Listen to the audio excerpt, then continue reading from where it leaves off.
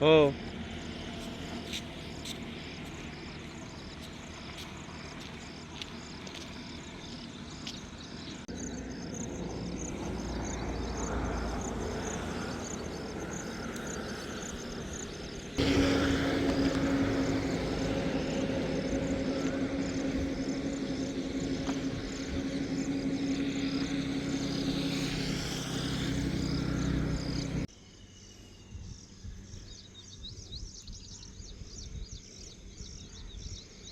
काय पाऊस जे आहे 20-25 दिवस लेट झालेला आहे.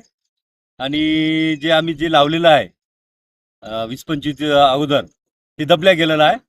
आणि जे आता जे पावसामुळे जे आहे ते मातीतनी दबल्यामुळे निघून नाही राहिलेलं आहे.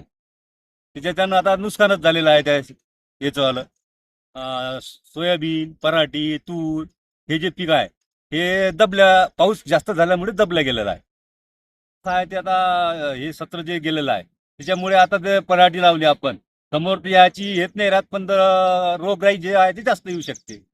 नवीन जे आहे आता ते दबल्यामुळे कसं आहे, ते समोर दबल्यामुळे होऊ शकत नाही आता.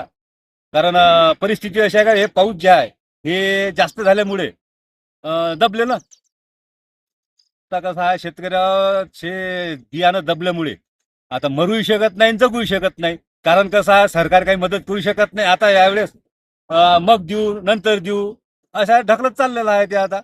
अ, कसं आहे, आपण दरवर्षी भरतो, दरवर्षी भरूनही बी पीक विमा काही मिळून नाही राहिला. त्याच्याने शेतकऱ्याची आर्थिक परिस्थिती आहे ती थोडीशी मंदावलेली आहे. काय नाव तुमचं? रमेश गुणारामजी गोहाळे, किनी. 2 एकर पराठी आणि भेंडी लावली होती, ती पूर्ण खरडून गेलेली आहे. बेडवर लावली होती, पूर्ण लेवल झालेली आहे. ते एवढा भयंकर पाऊस झालेला आहे. किती रुपयाचं नुकसान झालंय? तरी अंदाजे 15 ते 20 हजाराचं नागरेटी बियाणं मजुरी किती 15 ते 20 हजाराचं अंदाज. ते आता पराठी लेट झाली आहे त्याच्यानं आता ते बोंडअळी आणि हे अटॅक होऊ शकते त्याच्याने. पराठीच लावणं चालू आहे तिने. जे काही निघली होती पराठी तर त्याच्यामध्ये 5 किलो टोपलं चालू आहे.